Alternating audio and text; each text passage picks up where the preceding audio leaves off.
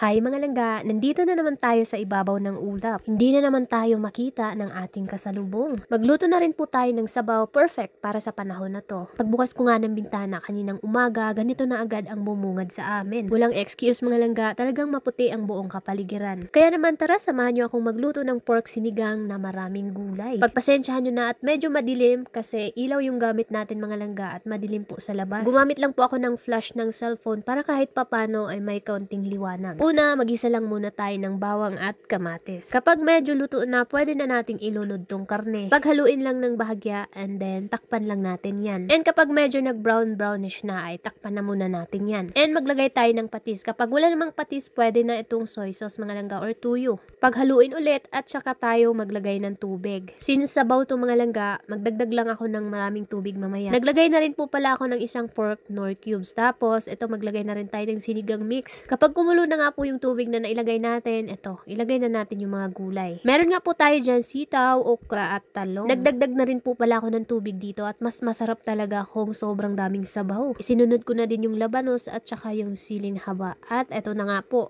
panghuli itong mga gulay-gulay na to. Masarap talaga ang sabaw or ang sinigang mga langga pag maraming dahon na gulay. Dito naman sa kabila ay niluto ko na rin yung pinakupsan. So pinakupsan ang tawag niyan dito sa amin. Ayan, ito na nga po, luto na ang ating sinigang. Kaya ito, hanguin na natin at tayo po ay kakain na. Sobrang perfect naman talaga itong mga langga sa malamig na panahon. And mas masarap po talaga pag maraming gulay ang nailagay. Ito palang mga niluluto ko ay walang exact measurement kundi tansya-tansya lang. Ayan po, kahit hindi bago yung kanin, kahit bahaw, ay nako, mauubos mo talaga. By the way mga langga, ang dami palang nagtatanong tungkol dun sa binibenta kong honey or dugos. Pasensya na po at ngayon ko lang ulit ito nabigyang pansin para sagutin kayo. Ito po pala ay pure honey mga langga, walang halo. Mga pinsan ko mismo ang kumuha nito doon sa mismong pinakapulot-pukyutan. May nagtatanong po kasi tungkol dito sa binibenta ko na pure dugos or honey. Meron tayong dalawang sizes mga langga. So, ito yung 200 ml, itong maliit ay 100 ml naman.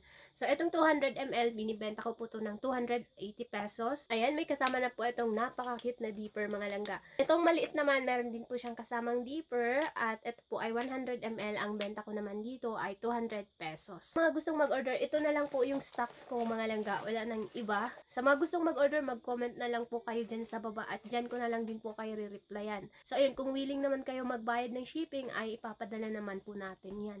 Yun nga lang, payment first tayo mga langga. Hindi naman to natatapon kapag na-send ko na sa inyo kasi isi-sell natin to. Lang. After ko nga mag-film nun mga langga ay continue naman ako dito sa paglalaba. Nag-igib na rin ng tubig para kahit papano may pundo kami dito.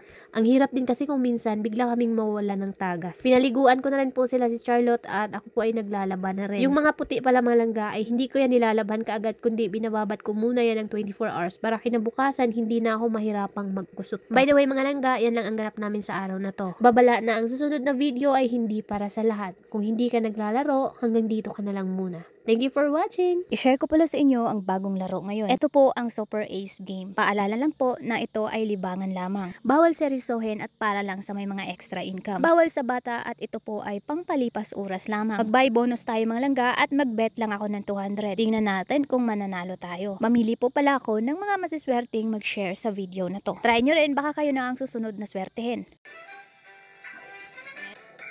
Scatter! 20. Go, go, go, go, go, go, go. Nice one. Yay! That's one. Yes! Yes! Nice one, guys. Nice one. 10 times. Di ubos eh.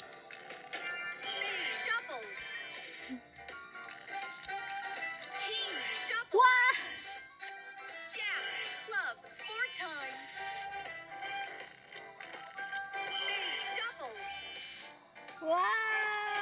Yay! Jack, doubles. Four times. Nice one. Mapa. Wow! Grabe na nakit yung likod ko. 10! Oh, di ba?